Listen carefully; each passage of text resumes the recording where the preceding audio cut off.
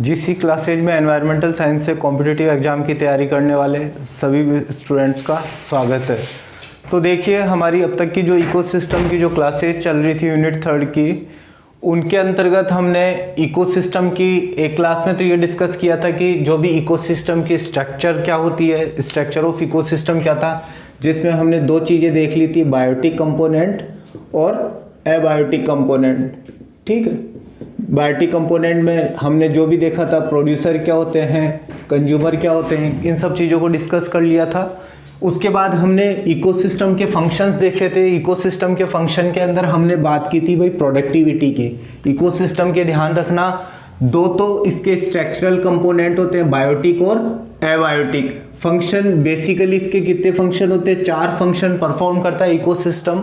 ध्यान रखने हैं आपको, प्रोडक्टिविटी, एनर्जी फ्लो, डिकम्पोजिशन और मिनरल रिसाइकलिंग। अगर आप बात अपन जब पिछली क्लास के अंदर जब हमने प्रोडक्टिविटी पढ़ा था तो वहाँ से हमको पता चला कि भाई कि जीपीपी क्या होता है, वहाँ से पता चला कि एनपीपी क्या होता है, वहाँ से पता चला जीएसपी क्या होता है, वहाँ से पता चला हमको एनएसपी क्या होता है और एनसीपी और एनपी क्या होता है। इन सब टर्मिनोलॉजी का हम पिछली क्लासेज के अंदर पढ़ चुके हैं। हाँ, इकोसिस्टम की यूनिट 3 के अंदर रियल मायने में देखा जाए तो यही जो 4 फंक्शन ऐसे हैं जो हमको एग्जाम में बहुत सारे क्वेश्चंस यहाँ से दिए जा सकते हैं। तो अगला जो इम्पोर्टेंट टॉपिक है आज का जो है एनर्जी फ्लो, कि इकोसिस्टम के अगर फंक्शन के अंदर अगर बात करें हम तो अगला टॉपिक लेते हैं हमारा फंक्शन का एनर्जी का फ्लो। तो देखिए, सबसे पहली बात आती है कि जब भी हम वर्ड काम में लेते हैं एनर्जी वर्ड, ठीक है, एनर्जी वर्ड जब भी काम में लेते हैं तो एनर्जी की बात करते हैं तो हमारे थर्मोडायनेमिक्स के प्रिंसिपल आ जाते हैं। एनर्जी की जब भी बात होती है तो थर्मोडायनेमिक्स के प्रिंसिपल आ जाते हैं कि रियल मायने में जब आपका एनर्जी का फ्लो हो रहा है, एनर्जी के फ्लो का मतलब हुआ कि पौधे फोटोसिंथेसिस किया, पौधे ने फोटोसिंथेसिस करके ऑर्गेनिक मैटर डेवलप किए, उसी पौधे को यूटिलाइज करता है हर्बीवोरस, हर्बीवोरस को फिर कंज्यूमर यूटिलाइज कर रहे हैं या आगे कार्निवोरस यूटिलाइज कर रहे हैं। तो कहीं ना कहीं पर सन से आने वाली जो रेडिएशन से जो सोलर एनर्जी मिली थी, वो सोलर एनर्जी हमारी आगे की तरफ, आगे के जो लेवल होते हैं अलग अलग जीवों के अंदर क्या होती है, डिस्ट्रीब्यूट होना शुरू हो जाती है। तो जो इस तरह का जो एनर्जी का फ्लो हो रहा है, एनर्जी का फ्लो किस तरह का भाई, जहां पर एनर्जी का कहीं पर स्टोरेज हो रहा है, जहां पर एनर्जी का कहीं पर क्या हो रहा है, खर्चा हो रहा है, एक्सपेंडिचर, यानी एनर्जी का कोई ना कोई खर्चा हो रहा है, स्टोर हो रही है, या एक एनर्जी एक फॉर्म से दूसरी फॉर्म के अंदर कहीं ना कहीं कन्वर्ट हो रही है। तो ये स्टोरेज, एक्सपेंडिचर, ट्रांसफॉर्मेशन, ये कहीं ना कहीं पे थर्मोडायनेमिक का कोई ना कोई प्रिंसिपल तो यहाँ पे फॉलो होना चाहिए ना। तो बिल्कुल सही बात है। तो यहाँ पर क्या होता है, थर्मोडायनेमिक्स के जो प्रिंसिपल की बात करते हैं, फर्स्ट लॉ और सेकेंड लॉ। तो यहाँ पर फर्स्ट लॉ ऑफ थर्मोडायनेमिक्स और सेकंड लॉ ऑफ थर्मोडायनेमिक्स के प्रिंसिपल का यहाँ पर बात की जाती है। अगर इन प्रिंसिपल की बात करें, अगर हम इन प्रिंसिपल की बात करें कि यहाँ पर थर्मोडायनेमिक्स के प्रिंसिपल कौन से लगते हैं, जिसके हिसाब से स्टोरेज, एक्सपेंडिचर, ट्रांसफॉर्मेशन की, इन सब चीजों की आप बातें करोगे आप। तो देखा जाए तो यहाँ पर अगर बात करें first law of thermodynamics, first law of thermodynamics की बात करें अपन तो थर्मोडायनेमिक्स का पहला लॉ क्या कहता है? पहला लॉ थर्मोडायनेमिक्स का ये कहता है हमें कि ना तो एनर्जी कभी भी क्रिएट नहीं की जा सकती है, मतलब एनर्जी को पैदा या जनरेट किया नहीं जा सकता है, यानी कि एनर्जी को क्रिएट तो नहीं कर सकते। ये थर्मोडायनेमिक्स का प्रिंसिपल कहता है फर्स्ट लॉ। लेकिन एनर्जी को क्या किया जा सकता है? ट्रांसफॉर्मेशन किया जा सकता है, एनर्जी का रूप बदला जा सकता है। बिल्कुल सही बात है। सोलर एनर्जी होती है, सनलाइट, जो सोलर एनर्जी उसको केमिकल एनर्जी के अंदर कन्वर्ट कर सकते हैं। सोलर एनर्जी को हम केमिकल एनर्जी में कन्वर्ट करते हैं। और ऐसा काम कौन करता है? पेड़ पौधे करते हैं। पेड़ पौधे यही करते हैं, आने वाली सोलर एनर्जी को लेते हैं, फोटोसिंथेसिस के थ्रू ऑर्गेनिक मटेरियल को सिंथेसाइज करते हैं, यानी कि वो क्या करते हैं, केमिकल एनर्जी में उसको उन्होंने क्या कर दिया, कन्वर्ट कर दिया। तो बिल्कुल सही बात है, फर्स्ट लॉ ऑफ थर्मोडायनेमिक्स के प्रिंसिपल का फॉलो होता है। दूसरा प्रिंसिपल है law of entropy. Law of entropy की अगर बात करें अपन तो लॉ ऑफ एंट्रोपी आपका क्या कह रहा है? लॉ ऑफ एंट्रोपी ये कहता है आपका कि भाई यहाँ पर कि अब की बार आपका लॉ ऑफ एंट्रोपी में क्या हुआ कि रियल मायने में एनर्जी का जब फ्लो होता है तो एनर्जी का जब फ्लो हो रहा है, सनलाइट से एनर्जी पौधे को मिली, पौधों ने क्या कर दिया, उस सनलाइट को केमिकल एनर्जी में यूटिलाइज कर दिया। आगे ये एनर्जी क्या हो रही है, आगे के जो भी ट्रॉफिक लेवल होते हैं, आगे के जो भी स्तर होते हैं, वहां पर एनर्जी जब ट्रांसफर होती है आपकी, तो उस वक्त आपका क्या होगा भाई, अब की बार तो क्या वो पूरी की पूरी एनर्जी चली जाएगी ऐसे की ऐसे, कि सनलाइट से मिली किसको, पौधे को, और पौधे से अगले स्तर पर ऐसे की ऐसे एनर्जी चली जाए? जी ऐसा नहीं है। कहीं ना कहीं पर एनर्जी क्या हो जाती है भाई, वो कहीं ना कहीं हीट के रूप में उसका क्या हो जाता है, लॉस हो जाता है। Loss of energy as heat, heat के रूप में। क्यों? क्योंकि due to metabolic activity, metabolic activity की वजह से कहीं ना कहीं एनर्जी का वहां पर क्या हो रहा है, लॉसेज हो रहा है। ये लो जी, मेटाबॉलिक एक्टिविटी की वजह से लॉस हो जाता है। और यही जो एनर्जी का जो निकल रही है, हीट के रूप में निकल रही है एनर्जी, तो ये एनर्जी क्या करती है, धीरे धीरे हमारा जो ब्रह्मांड है उस ब्रह्मांड को क्या कर रही है, उस ब्रह्मांड की एंट्रोपी को बढ़ाता है, ब्रह्मांड की एंट्रोपी को बढ़ाता है। तो ये एक बैलेंस बना हुआ है हमारी अर्थ के ऊपर कि जितनी सन से आने वाली जो एनर्जी है उसको जितने भी पेड़ पौधे हैं वो सब उस सन को की लाइट को क्या करते हैं, यूटिलाइज कर लेते हैं सिंथेसिस के लिए। अदरवाइज अगर ऐसा नहीं हो तो हमारे जो ब्रह्मांड की जो एंट्रोपी, हमारी अर्थ की जो एंट्रोपी है, वो हमारा ब्रह्मांड का क्या होना शुरू हो जाएगा, बहुत ज्यादा विस्तार होना शुरू हो जाएगा। प्रेजेंट में विस्तार तो हो रहा है लेकिन वो बहुत धीमी गति से है, क्योंकि हर एनर्जी को क्या करते हैं पेड़ पौधे, जीव जंतु, पेड़ पौधे क्या करते हैं, यूटिलाइज कर लेते हैं। तो ये बैलेंस बना हुआ है, तो बिल्कुल सही बात है। तो यहाँ पर क्या होता है, आपका इकोसिस्टम के अंदर एनर्जी फ्लो होता है, तो आपके इन दो law, first law of thermodynamics और सेकंड लॉ ऑफ थर्मोडायनेमिक्स का फॉलो किया जाता है। तो अब आपको यहाँ तक ये तो पता चल गया कि एनर्जी का यहाँ पर क्या हो रहा है भाई, फ्लो हो रहा है, ठीक है। तो अब अपन इस एनर्जी के फ्लो को हम देखेंगे अलग अलग लेवल के हिसाब से। जैसे कि हमने एनर्जी के इस फ्लो को हम समझने के लिए एक तरीका देखा हमने फूड चेन का, कि फूड चेन के रूप में एनर्जी का फ्लो होता है। अगर फूड चेन के रूप में अगर एनर्जी का फ्लो हो रहा है तो यहां पर एनर्जी का फ्लो किस रूप में होता है भाई, फूड के रूप में। एनर्जी का फ्लो होता है फूड के रूप में, कि खाना, भाई खाना अगर एक जीव दूसरे जीव का अगर खाना है तो वो क्या है, एक तरह की एनर्जी का ट्रांसफर ही कर रहे हैं। यहाँ पर पेड़ पौधे, हम पेड़ पौधे को यूटिलाइज कर रहा है कोई जीव, तो वो क्या कर रहा है, एनर्जी ले रहा है पेड़ पौधों की, ठीक है।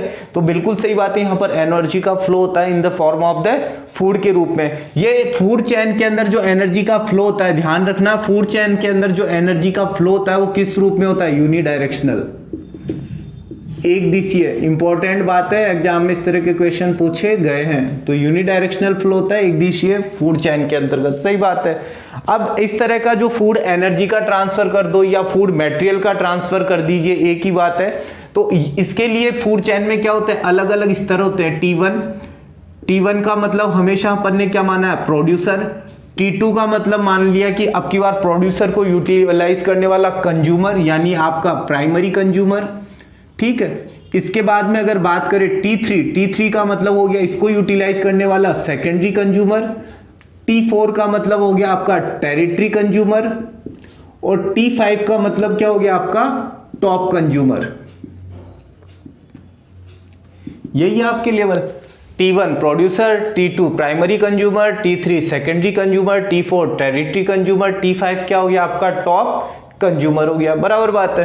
तो अब कह सकते हो कि किसी भी फूड चेन के अंदर एक जो कॉम्प्लेक्स फूड चेन होती है, उस कॉम्प्लेक्स फूड चेन के अंतर्गत कितने ट्रॉफिक लेवल होते हैं। किसी भी कॉम्प्लेक्स इकोसिस्टम के अंदर 5 ट्रॉफिक लेवल होते हैं, ध्यान रखना।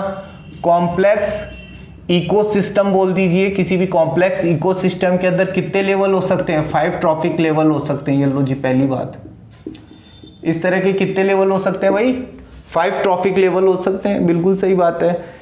इसी तरह से आप अगर बात करें कि जनरली अगर आप बात करो बैक्टीरिया फंगस को, तो बैक्टीरिया फंगस को जनरली अपन इन ट्रॉफिक लेवल में नहीं रखते हैं, फिर भी रखते हैं तो कई बार क्या होता है लास्ट लेवल में इनको रख लिया जाता है। अभी अपन को इस बात पे उलझने की जरूरत नहीं है, सिर्फ अभी इतना समझिए कि 3 टाइप की फूड चेन हो सकती है। क्या कहलाएगी बात आपकी, 3 तरह की फूड चेन हो सकती है। 3 तरह की फूड चेन कौन सी हो सकती है, जिसके अंदर आप समझ सकते हो। ग्रेजिंग फूड चेन,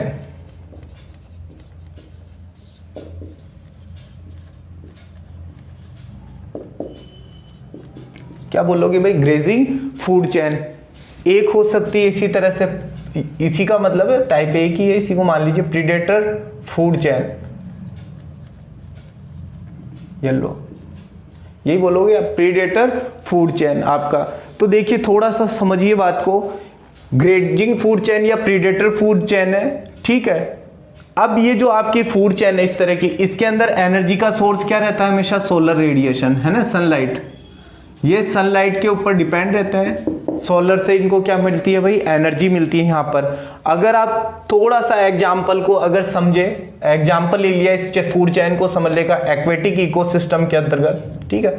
आसान सी चीजें हैं, बहुत जगह बुक्स वगैरह में भी दे रखी है, फिर भी अपने को थोड़ा सा पता होना चाहिए। एक्वेटिक इकोसिस्टम की बात करें, जैसा कि फाइटोप्लैंक्टन, इसके बाद में आपके आ जाते हैं जू प्लैंक्टन्स आ जाते हैं।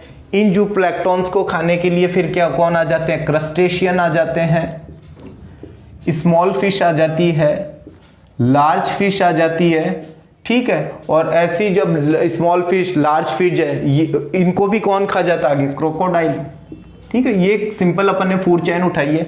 तो देखा जाए तो ये अलग अलग तरह के क्या हो गया? ट्रॉफिक लेवल, ये आपका प्राइमरी फाइटोप्लैंक्टन प्रोड्यूसर हो गया, T1 हो गया, ये आपका T2 हो गया जू प्लैंक्टन।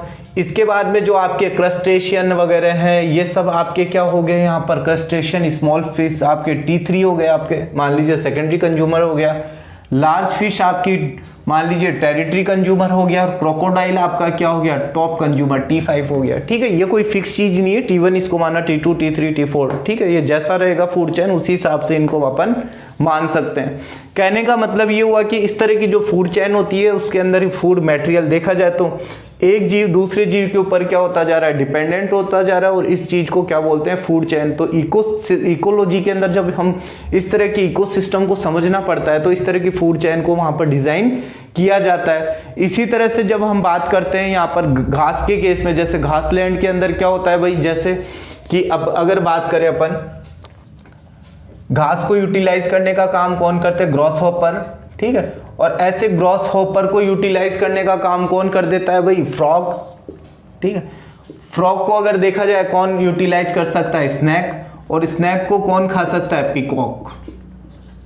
सही बात है, स्नैक को कौन खा सकता है? पिकॉक खा सकते हैं। और जो फाल्कन होता है, फाल्कन पक्षी, ये सब यूटिलाइज कर सकते हैं। तो ये भी घास की क्या होगी? एक तरह की फूड चेन होगी। तो अपने हिसाब से आप अलग अलग तरीके से देख सकते हो। कोई भी पेड़ पौधों को खाने के लिए रैबिट होता है, रैबिट को खाने के लिए क्या? फॉक्स होती है, फॉक्स को खाने के लिए कौन होता है? वॉल्फ होता है, वॉल्फ को कौन खा सकता है? टाइगर या लॉयन खा सकता है। तो इस तरह की अपने हिसाब से आप फूड चेन को सोच सकते हैं। कोई भी बीच में से गायब हो सकता है, किसी को भी इसके अंदर इंक्लूड कर सकता है। ज्यादा उलझने की जरूरत नहीं है, ज्यादा परेशान होने की इसमें जरूरत नहीं है। क्यों?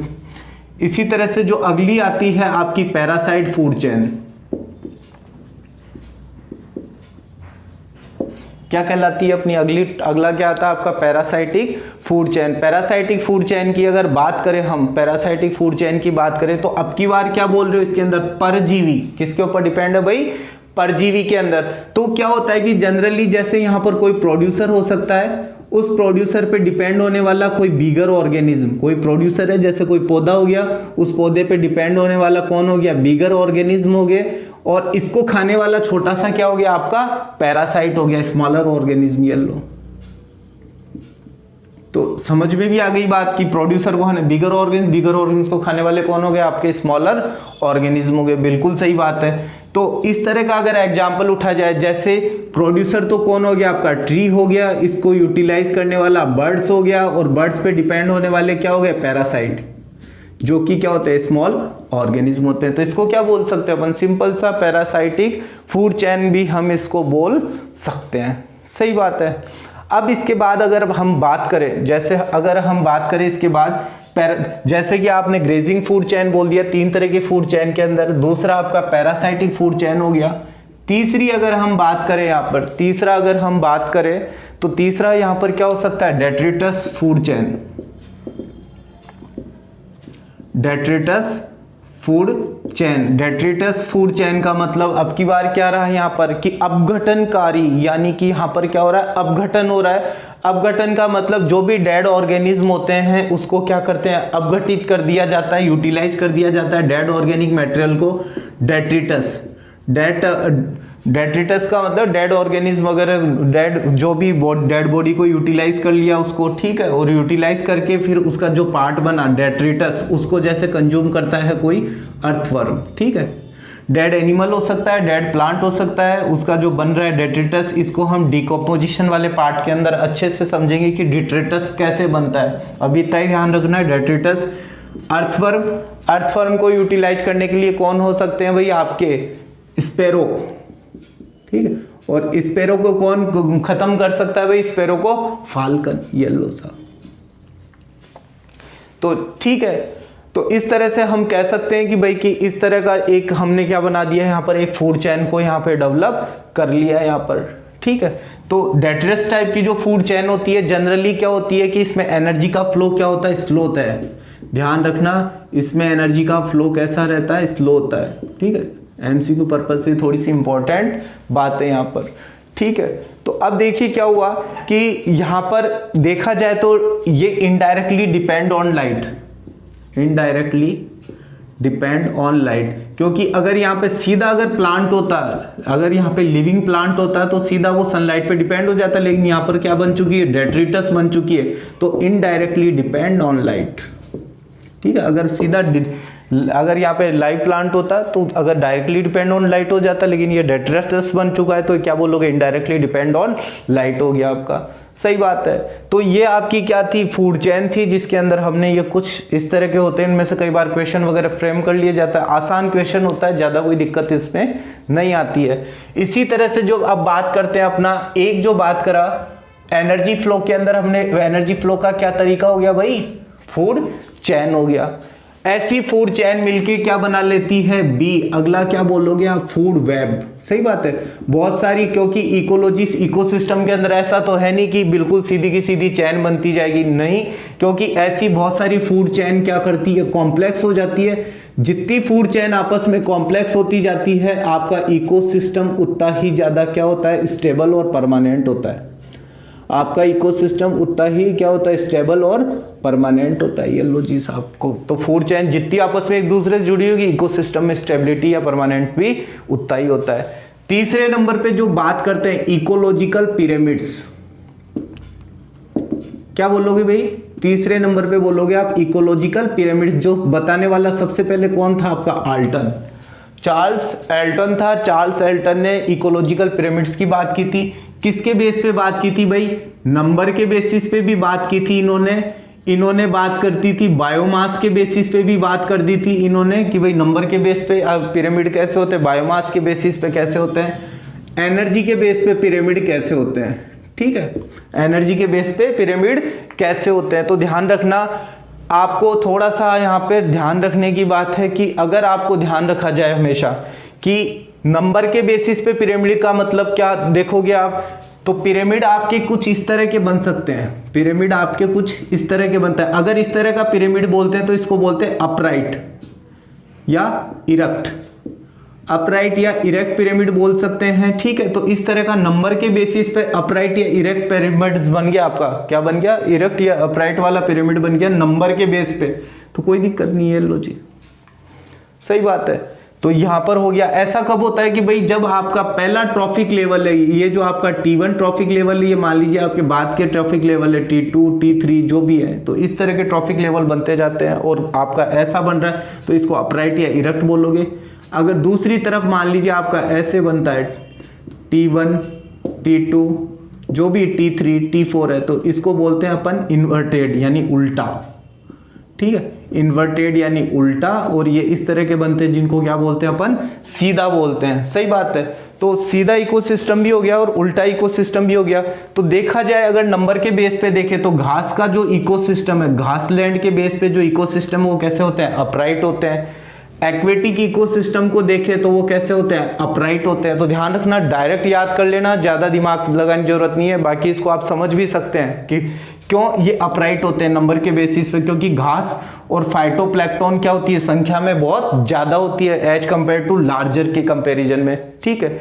उल्टा किसके केस में कहोगे, ट्री के केस में, क्योंकि आपने पैरासाइटिक इकोसिस्टम पढ़ा था अभी थोड़ी देर पहले, पैरासाइटिक जो फूड चेन पढ़ी थी, पैरासाइटिक फूड चेन के अंदर क्या होता है, पेड़, बर्ड्स और पैरासाइट। तो इधर देखा जाए तो संख्या क्या होती जा रही है, बढ़ती जा रही है। तो पैरासाइटिक जो फूड चेन होती है उसके केस में ये क्या हो जाता है, आपका उल्टा हो जाता है। तो डायरेक्ट एग्जाम के अंदर दिया हुआ मिलता है आपको कि पैरासाइटिक फूड चेन का जो इकोलॉजिकल पिरामिड्स होगा नंबर के बेसिस पर कैसा होगा, इन्वर्टेड होगा।